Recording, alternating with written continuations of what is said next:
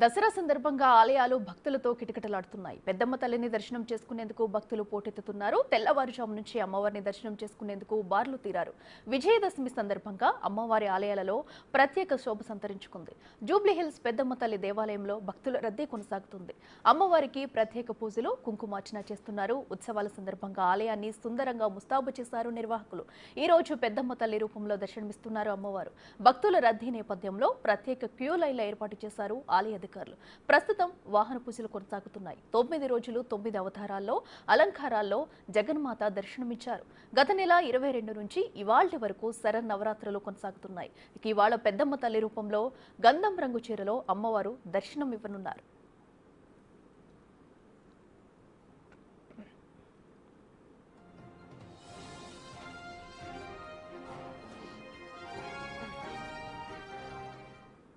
ఇదే అంశానికి సంబంధించి మరింత సమాచారం మా ప్రతినిధి అంజుమా లైవ్ లో అందిస్తారు. అంజుమా, చెప్పండి, దసరా ఉత్సవాలలో భాగంగా కూడా పెద్దమ్మ తల్లి ఆలయానికి భక్తులు పోటెత్తారు. ప్రస్తుతం రద్దీ ఎలా ఉంది, అలాగే వచ్చే వారికి ఎలాంటి ఏర్పాట్లు చేశారు ఆలయ అధికారులు, డీటెయిల్స్ ఏంటి?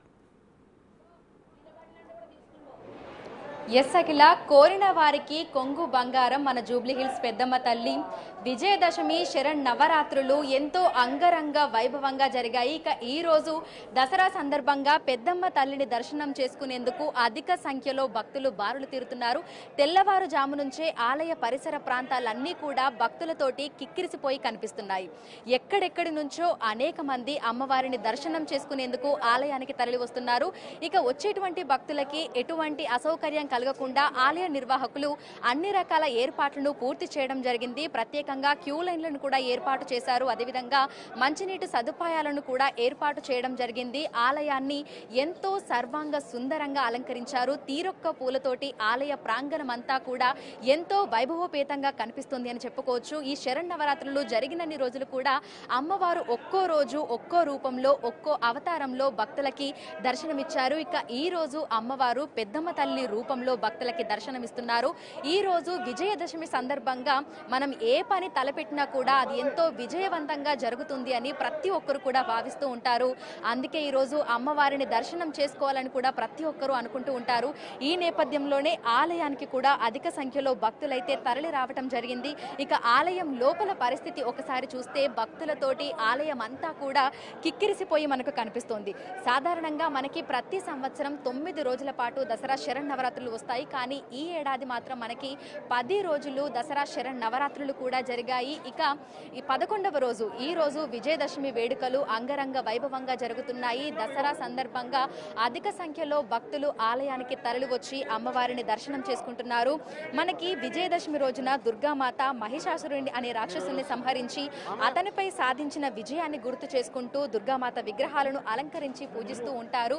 2 తెలుగు రాష్ట్రాలతో పాటు దేశవ్యాప్తంగా కూడా అమ్మవారి ఆలయాలన్నీ భక్తులతోటి కిక్కిరిసిపోయి మనకు కనిపిస్తున్నాయి. ఈ రోజున మనకి రామ్లీలా ప్రదర్శనలు కూడా పెద్ద ఎత్తున జరుగుతూ ఉంటాయి. రావణాసురుడిపై శ్రీరాముడు సాధించిన విజయానికి చిహ్నంగా ఈ కార్యక్రమాన్ని నిర్వహిస్తూ ఉంటారు. ఇక పండుగ చివరిలో చెడుపై మంచి సాధించిన విజయానికి ప్రతీకగా రావణ బొమ్మలను దహనం కూడా చేస్తూ ఉంటారు. సో ఈ రోజు ఈ విజయదశమి రోజున భక్తులందరూ కూడా తాము రోజువారీ ఉపయోగించేటువంటి పనిముట్లు, వాహనాలు, యంత్రాలు, అదేవిధంగా ఆయుధాలను కూడా పూజిస్తూ ఉంటారు. వృత్తిపరమైనటువంటి విజయానికి గుర్తుగా ఆయుధాలకు కృతజ్ఞత తెలిపేందుకు అవకాశంగా ఈ రోజుని భావిస్తూ ఉంటారు. అందుకే మనకు ప్రతి ఆలయంలో కూడా వాహన పూజలు, అదేవిధంగా ఆయుధ పూజలు కూడా కనిపిస్తూ ఉంటాయి. పెద్దమ్మ తల్లి ఆలయంలో భక్తుల రద్దీ అంతకంతకు పెరుగుతుంది అని చెప్పుకోవచ్చు. తెల్లవారుజాము నుంచే అనేక మంది ఆలయానికి తరలి వచ్చి అమ్మవారిని దర్శనం చేసుకొని అమ్మవారికి ప్రత్యేక పూజా కార్యక్రమాలను కూడా నిర్వహిస్తున్నారు. ఈరోజు తెల్లవారుజాము నుంచి అమ్మవారికి ప్రత్యేక అభిషేకాలు, పూజలు, అదేవిధంగా కుంకుమార్చన కార్యక్రమాలు కూడా పెద్ద సంఖ్యలో కొనసాగుతున్నాయి. మొత్తంగా ఆలయం లోపల ఉన్నటువంటి క్యూ లైన్లన్నీ కూడా భక్తులతోటి నిండిపోయి మనకు కనిపిస్తున్నాయి. ఇక ఆలయాన్ని ఎంతో అందంగా అలంకరించి నిర్వాహకులైతే ఎంతో అందంగా అలంకరించడం జరిగింది. ఇక గర్భగుడిలో పెద్దమ్మ తల్లి భక్తులందరికీ కూడా దర్శనమిస్తున్నారు. ఆ తల్లిని చూసేందుకు 2 కళ్ళు సరిపోవట్లేదు. లేదు అని కూడా మనం చెప్పుకోవచ్చు. ఇక ఆలయ ప్రాంగణంలో అమ్మవారి రూపాన్ని కూడా ప్రతిష్ఠించడం జరిగింది. ఈ దసరా శరన్నవరాత్రులు జరిగినన్ని రోజులు కూడా అమ్మవారు ఒక్కొక్క రోజు ఒక్కొక్క రూపంలో భక్తులకి దర్శనం ఇచ్చారు. కాబట్టి ఈ రోజు అమ్మవారు మనకి పెద్దమ్మ తల్లిగా దర్శనమిస్తున్నారు. సో మనకి బాలా త్రిపుర సుందరి దేవిగా అమ్మవారు గత నెల 22వ తారీఖున భక్తులకి దర్శనం ఇచ్చారు. ఇక ఆ రోజు నుంచి మనకు ప్రతిరోజు కూడా ఇదే విధంగా అమ్మవారు ఒక్కొక్క రూపంలో భక్తులకి దర్శనం ఇస్తూనే ఉన్నారు. ఈ 9 రోజుల పాటు కూడా ఒక్కో అవతారంలో ఒక్కో రంగు చీరలో అమ్మవారు భక్తులకి దర్శనం ఇచ్చారు. నిజంగా ప్రజలందరూ కూడా ఎంతో సంతోషంగా ఈ దేవి నవరాత్రులను జరుపుకున్నారు. ఇక దశమి రోజున అంటే మనకి విజయదశమి రోజున పెద్ద సంఖ్యలో ఆలయాలకు కూడా తరలి వచ్చి అమ్మవారిని దర్శనం చేసుకొని ప్రత్యేక పూజా కార్యక్రమాలను కూడా నిర్వహిస్తున్నారు. బాలా త్రిపుర సుందరి దేవిగా, గాయత్రీ దేవిగా, గజలక్ష్మీ దేవిగా, అన్నపూర్ణ దేవిగా, లలితాదేవిగా, రాజరాజేశ్వరి దేవిగా, స్కందమాతగా, శ్రీ సరస్వతీ దేవిగా, దుర్గాదేవిగా, మహిషాసుర మర్దినిగా అమ్మవారు భక్తులకి ఇప్పటి వరకు ఆ దర్శనం ఇచ్చారు. ఇక ఈ రోజు పెద్దమ్మ తల్లి రూపంలో జూబ్లీ హిల్స్ పెద్దమ్మ తల్లి భక్తులకి దర్శనమిస్తున్నారు. ఈ 10 రోజుల పాటు కూడా మనకి ప్రతి ఒక్క అమ్మవారి ఆలయం ఎంతో అందంగా, ఎంతో శోభాయానమానంగా కనిపిస్తూనే ఉంది. ఇక భక్తులు కూడా అధిక సంఖ్యలో అమ్మవారిని దర్శనం చేసుకునేందుకు తరలి వస్తూనే ఉన్నారు.